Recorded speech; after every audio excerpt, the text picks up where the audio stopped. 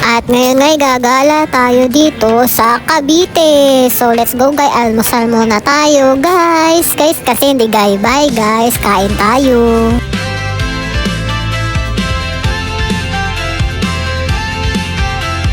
Day by day we push away, never stop, we find our way.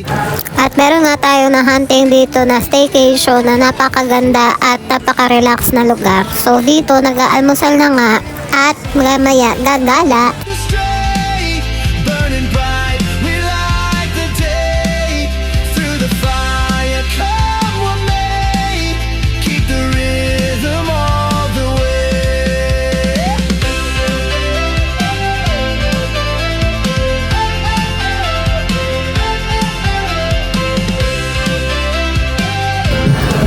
So ganito yung view sa labas nung cabin. Maraming cabin. Ewan ko kung cabin ba yung tawag dyan. Basta kubo.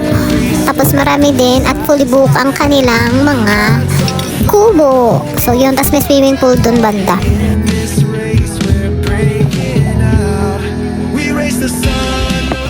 So hindi ako naligo dun sa swimming pool kasi tirik na ngayong araw at iitim tayo. So ayan, nakabihis na ako at gagala na tayo sa mga panahon na yan. Tapos ililibot ko muna kayo dito sa staycation kung saan kami nagstay para mapuntahan yung mga gagalaan namin. So ayan yung itsura niyan.